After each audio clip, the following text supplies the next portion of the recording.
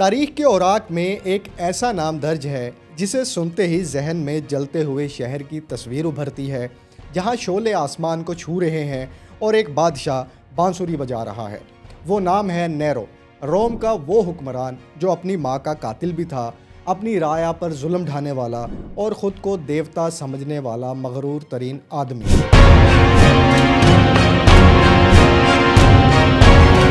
مگر جس کی کہانی صرف ظلم تک محدود نہیں بلکہ اس کے پیچھے ایک ایسی نفسیات چھپی ہے جو آج بھی مورخین کو حیران کرتی ہے۔ نیرو کلاڈیس سیزر، جو 38 عیسوی میں پیدا ہوا، صرف 16 برس کی عمر میں روم کی عظیم سلطنت کا تاجدار بن گیا، اور اس کے اقتدار کے ابتدائی 5 سال تاریخ میں کوئنکوینیم نیرونس یعنی نیرو کے سنہری 5 برس کہلاتے ہیں، جب اس نے عدل و انصاف کے ساتھ حکومت کی، ٹیکسز میں کمی کی اور سینٹ کو اختیارات دیے۔ مگر پھر جیسے کسی نے اس کے اندر چھپے ایک اور نیرو کو جگا دیا، وہ نیرو جس نے اپنی طاقتور ماں آگریپینیا کو، جس نے خود اسے تخت تک پہنچایا تھا، قتل کروا دیا، اپنی پہلی بیوی اوکٹاویا کو جلا وطن کر کے موت کے گھاٹ اتروایا، اور اپنی دوسری بیوی پوپیا کو، جیسا کہ بعض روایات کہتی ہیں، غصے میں اتنا مارا کہ وہ چل بسی۔ اور پھر 64 عیسوی میں روم کی وہ تاریخی آگ لگی جس نے شہر کے 14 میں سے 10 محلوں کو راکھ کر دیا،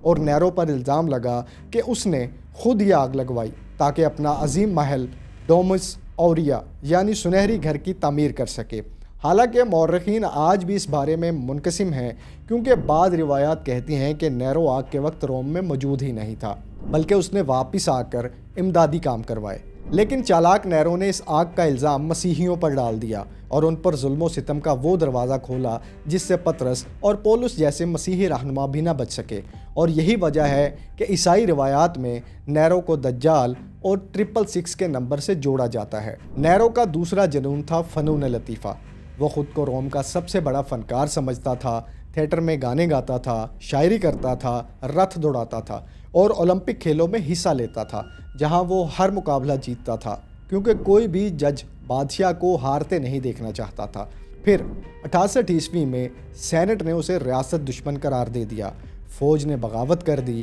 اور نیرو محل سے بھاگ کر ایک غلام کے گھر میں چھپ گیا، جہاں صرف 30 برس کی عمر میں سپاہیوں کی آہٹ سنتے ہوئے اس نے خود اپنے گلے پر خنجر رکھا اور آخری الفاظ کہے، کوالس آرٹیفیکس پیریو، یعنی دنیا کیا عظیم فنکار کو کھو رہی ہے۔ اور یہی نیرو کا اصل المیہ تھا، ایک ایسا انسان جو شاید ایک عظیم فنکار بن سکتا تھا، مگر تاریخ نے اسے ایک ظالم بادشاہ کے طور پر یاد رکھا۔ آج یہ مثل مشہور ہے کہ روم جل رہا تھا اور نیرو بانسری بجا رہا تھا۔